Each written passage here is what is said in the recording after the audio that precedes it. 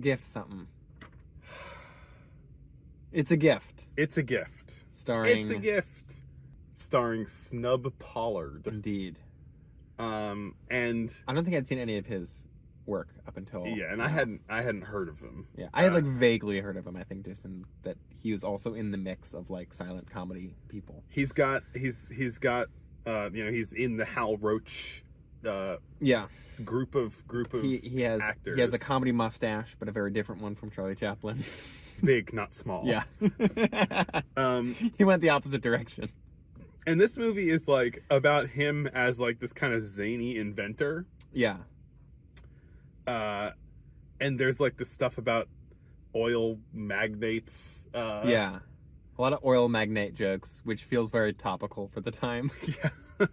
Clowning on Rockefeller. Yeah. So the Snub Pollard character is introduced like waking up in bed, and he has all these inventions that are like doing his morning routine for him, kind of like he has all these strings above his bed, and he pulls each one, and like one, starts starts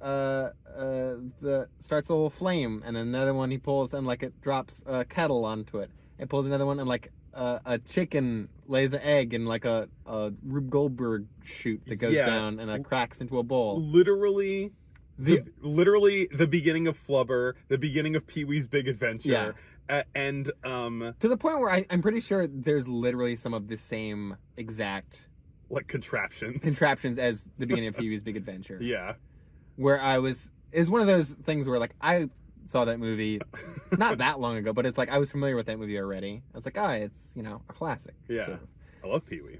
And then watching this, which is a movie I hadn't heard of, I'm like, wait a minute, this is just that scene in 1923. Yeah. What the hell? Snub did it first. Yeah. But in terms of history, he got snubbed. Yet another example of just a thing showing up way earlier than we typically think of it being. Zany inventor making breakfast was already a thing. Which is a big thing I was thinking in like 80s comedies, because there's like Pee-wee, there's Honey, I Shrunk the Kids does it. There's at least one or two others that are escaping my memory of. Yeah, like some I guess Back to the Future kind of does it. Yeah. Of like Rube Goldberg machines and an inventor inventing things that don't really work always. So after he does all this, that pulls the string that pulls his pants up, and like there's also all of his clothes are like built into his apartment, his like bedroom kind of. Like his tie is like part of the Wallace window. and Gromit also did this too. True. Very, very, very true. And like his hat is in the vase of flowers. Just like weird, silly things like that. And like much of the movie, even though like it's got these kind of like weirdly arbitrary like premises, much of the movie is focused on his car, which is a great thing. like there's a big cylinder outside of his house. Yeah, this is garbage. It says garage. Well, it says garbage first. Right, it says garbage. And then he pulls a thing down so it covers the B, so it says garage. And then out pops his little like rocket bullet car. Yeah. It's just big enough. It's like a motorcycle sidecar that he can sit in. It's got no engine. And this inventor, this zany inventor, the way that he gets around is he has this big cartoon magnet. Yeah.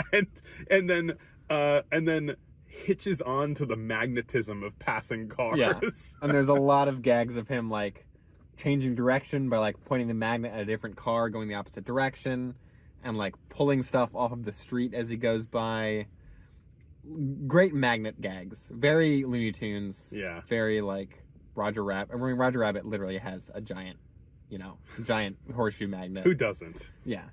Wiley. But yeah, it's like classic goofy cartoon jokes. Yeah. Yeah. But in live action. It was fun. Yeah. It was a lot of fun. I just remember one other gag from the Covered Wagon parodies, which is in Two Wagons Both Covered.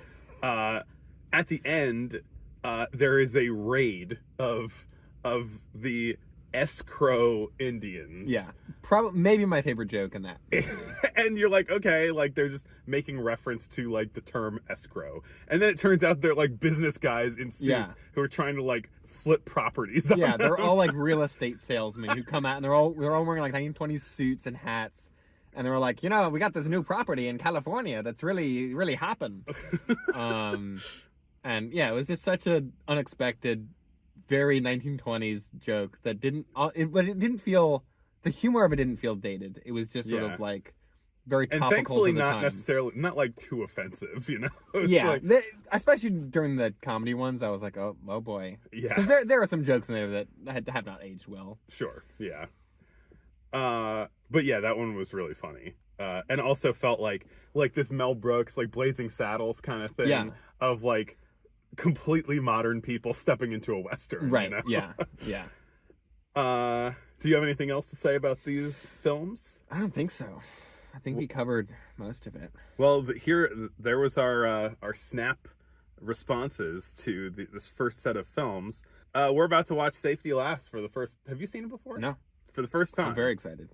I am too. Catch you later, YouTube.